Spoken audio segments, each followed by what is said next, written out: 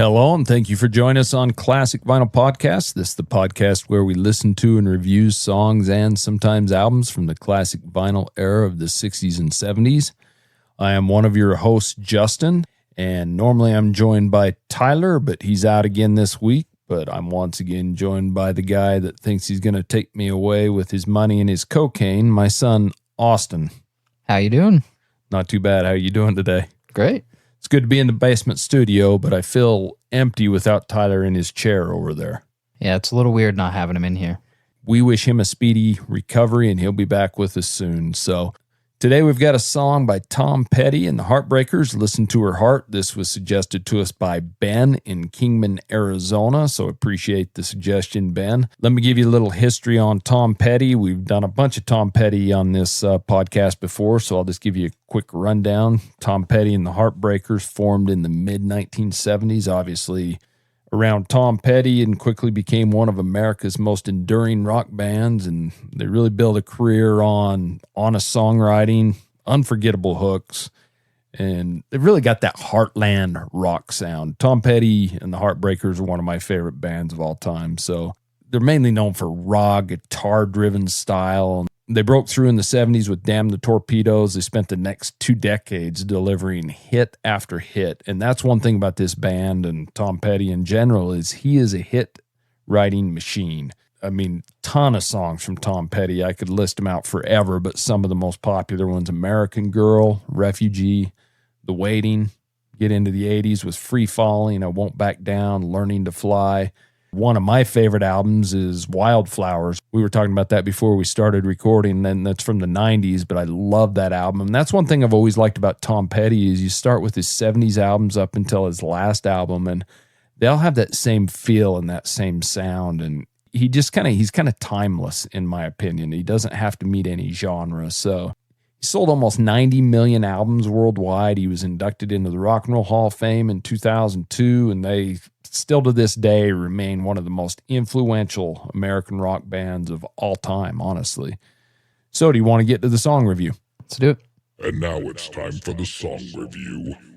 Okay, so Ben in Kingman, Arizona suggested to us Tom Petty, Listen to Her Heart, and I didn't have a problem doing that at all because I love Tom Petty and the Heartbreakers. So this song was released on August 30th of 1978 in U.S. on Shelter Records, and just a couple weeks later in the UK on Shelter Records as well. The B-side was a song called I Don't Know What to Say to You. This is from the Tom Petty and the Heartbreakers album, You're Gonna Get It. The album itself reached number 23 in the US, number 34 in the UK, and charted at number 38 in Canada. The album has sold almost 2 million copies in the US alone and almost 3 million copies worldwide. It is certified platinum by the RIAA here in the U.S. That album, it's got a lot of good songs on it, but one other song that we have covered on this podcast before that's probably the most popular song on the album besides this one is I Need to Know. And this song was written by Tom Petty, lead vocals by Tom Petty, and as the band recorded, obviously Tom Petty on the lead vocals and rhythm guitar, Mike Campbell on lead guitar, Benmont Tench on keyboards, Ron Blair on bass, and Stan Lynch on drums. That's kind of the classic lineup of the Heartbreakers. It was recorded in 1977 at Shelter Studios in Hollywood, California, and produced by Denny Cordell, Noah Shark, and Tom Petty himself. Denny Cordell is very well known for working with Tom Petty and the Heartbreakers, of course, but he's worked with Joe Cocker, Leon Russell, Procol Harum, a ton of other bands, especially in the 70s and the 80s. And the one thing this song features, what makes me love most of Tom Petty's work, is the 12-string Rickenbacker guitar. It really is just amazing, and I think that's one thing that he was really panning off that sound from the Beatles and the Byrds of the 60s, and he kind of kept it popular, which is amazing. His way of writing hooky songs, every Tom Petty song you hear, I mean, even going into the 90s with like Last Dance with Mary Jane, that was a song he just had to write just to fulfill a contract agreement. He just wrote it on the spot. So kind of amazing the way this guy writes. So this is definitely one of the band's first breakout singles, especially in the UK where this band actually broke out first. That's what's kind of crazy is a lot of people think this is a US band that broke here, but they really did break out in the UK first. Kind of strange the way that works. Kind of how Jimi Hendrix worked as well. So the song itself reached number 59 on the U.S. Billboard chart. It reached number 66 in Canada. And funny enough, this did not chart in UK, even though they had really good success there first. But not really very many sales on the single itself. Probably like 500,000, which when I say not very many, that's still pretty amazing, but not a ton compared to what some of their later singles would have. It does still rank among one of the band's early hits, but I wouldn't say it's one of their biggest hits nowadays. In fact, when Austin sat down to listen to it, he says, I'm not even sure if I know this song. But then once listening to it, I think you did recognize it. I guess a little bit of my background. I'm not as into Tom Petty as you, but I'm definitely getting there. I've definitely started discovering more Tom Petty stuff. But not one of the ones that I would know instantly or know by title necessarily. Yeah, and it's just a short little rocker song. And Tom Petty is an artist that, for me, is really easy to get into because he does have so many hook-driven songs. But I don't know how to explain it. For his 40 years of making music, he has a way of staying the same but making it different so you stay interested. And that's kind of hard to explain, but he really does have some excellent music. So there's a lot of live versions of this out there, and they obviously extend it because this is about a 3-minute song as far as the single, but they extended on the live versions.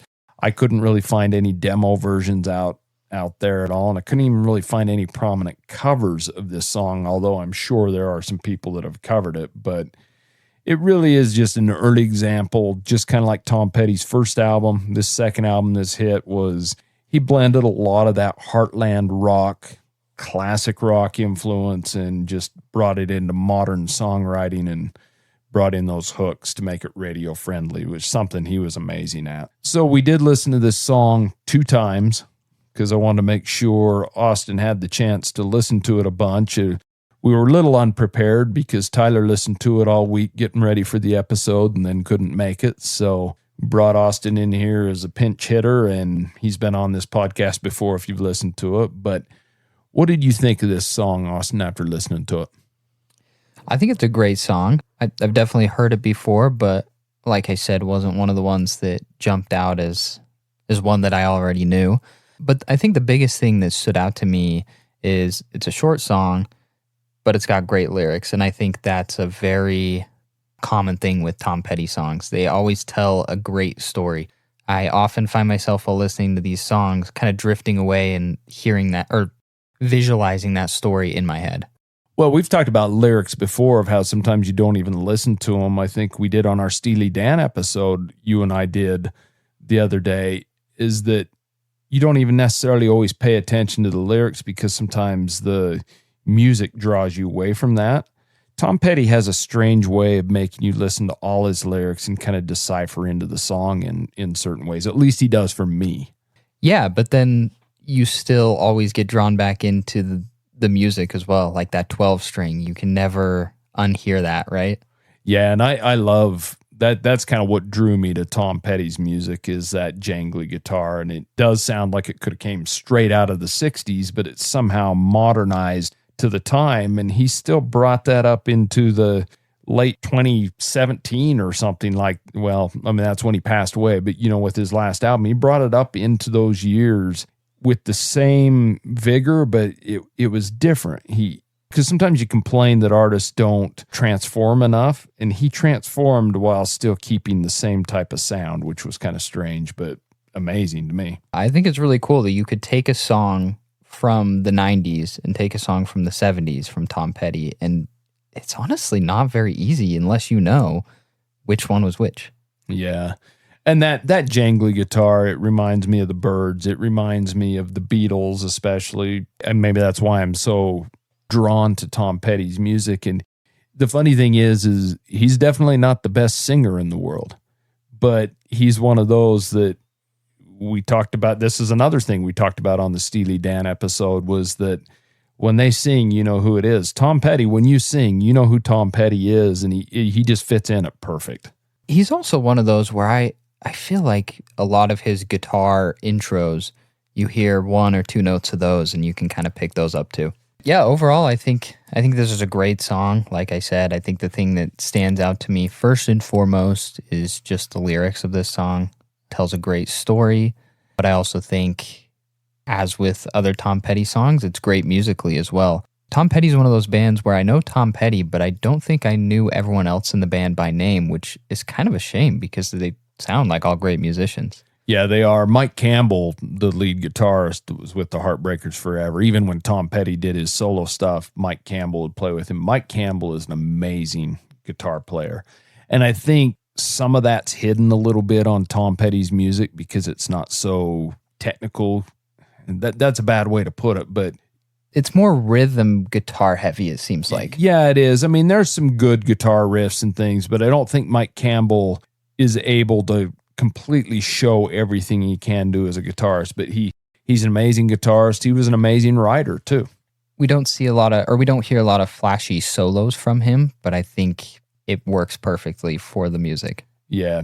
And this song, especially that guitar intro, which is that Rickenbacker 12-string guitar, which that's the whole sound of this song throughout. You get kind of that same rhythm, and that's the best part about it as far as I'm concerned. It does have amazing drums in it, amazing bass. It's a good little short song. It does have a good little guitar solo in it, but to me, that Rickenbacker, that riff that opens up the song and kind of continues through the whole song is what makes this whole thing. 12 strings always kind of have that effect. They almost make you perk up your ear a little more than a normal riff on a normal 6-string guitar. Yeah, they do. There's something about them, and it kind of surprises me more people haven't used them, but Tom Petty pretty much employed them, especially in the 70s and 80s, just really well known for it. And I guess I'm just drawn to it because of the kind of music I do like. And Tom Petty just seems like he come from a different time, but he was able to commercialize it. But this song, getting into a little bit of what it's about, because we don't have Tyler here to decipher it to the degree that he does. I'm certainly not as good at it as he is because I listen more to the music than the lyrics. But Tom Petty actually wrote this song as a response to Ike Turner. Now, Ike Turner, an amazingly horrible human being. I think we all know the story there, but he was making advances towards Tom Petty's wife. And somehow that's what this is about. And it's kind of interesting because I don't know if Tom Petty's saying, listen to her heart, tell you what to do to Ike, or he's telling Ike to screw off. I'm not really sure what he's saying here. It kind of seems like he's telling someone, don't mistreat this girl. She doesn't need you. But as we're saying this, I realize we really need Tyler here. He's really good at this. Yeah, he's good at deciphering lyrics because if you've listened to this podcast, there's songs I've listened to thousands of times for years, and I wouldn't say I don't listen to lyrics because I listen to them very closely. I know the words, but I don't decipher too deep what they mean because my thought on lyrics has always been the artist doesn't necessarily, a lot of it is just reference material or maybe even just bullshit just to make a song rhyme or screw you up. Tyler has this way of deciphering them to a degree that no one else can, and so we need that. But I can tell you one other thing about this song is it does open up with that word cocaine, and the record company really, really pushed Tom Petty to take that out or to change it to champagne, and he refused to do that. And Tom Petty's well known for battling these record companies, and I think that's pretty amazing from an artist on his sophomore album to stand up to the record company like that and say, no, I'm not going to change my song. I'm going to stand my ground, and if people don't like it, they don't like it, or if you don't want to play it, don't play it. But to me, that's kind of amazing that he was able to stand his ground that way. Which is interesting because in 1977, Eric Clapton released a song called Cocaine. So it's just interesting how some record labels didn't seem to care, some did. I guess, and maybe because Eric Clapton was a lot bigger name at the time, so they figure he can get away with it, where they think with Tom Petty and the Heartbreakers, they'd had an amazing debut album, but maybe they were afraid coming in on their sophomore album, look, you guys haven't been around long enough to get away with some of this, but obviously it worked out. So do you want to get to the song rating? Let's do it. Song rating. Okay, once again, I'm going to take Tyler's spot here, but if You're a first-time listener, we have a pretty simple rating system. It's 0 to 10, 10 being the best. I think I'm going to hand it over to Austin. He kind of knows this song. He's heard it before, but didn't know it just by the title alone. So we're kind of getting into the little bit of the territory, which we do with Tyler from time to time. So what do you think of this song? I think it's a good song. I don't think I've heard a Tom Petty song that I dislike or would purposefully skip. I think, like a lot of other Tom Petty songs, and like I mentioned before, great lyrics, tells a good story, and like you've said, that 12-string Rickenbacker. How can you forget that? Overall, I think this is a great song, not just musically, but also lyrically. And I think for a rating, I think I'd give it a 7. Yeah, that's not bad. Yeah, what do you think about it? It's not my favorite Tom Petty song. The best thing in this is that Rickenbacker guitar, but that continues in a lot of his songs. I wouldn't say his second album is my favorite album, but it's a good album. It's not as good as his first. It's not as good as Damn the Torpedoes. I rate this song a 7.5. It's a good song, and I think you hit it right on the head. I don't even know if I can think of a Tom Petty song I skip, because I can throw on any of his albums, the ones I'm super familiar with, or even the ones I don't listen to as much. I'm familiar with all of them, but they're just easy listening, and Tom Petty just puts you in a certain mood, in my opinion. And if you like music of any kind and you haven't explored Tom Petty, and this is something you should do, Austin, is you really should check him out from his first album going forward, because they've got some good music. It's actually funny you mentioned that, because I was just sitting here thinking how listening to this song makes me want to do that. So that's definitely on my list to do. Yeah, so that's Tom Petty, Listen to Her Heart. That's from Ben in Kingman, Arizona.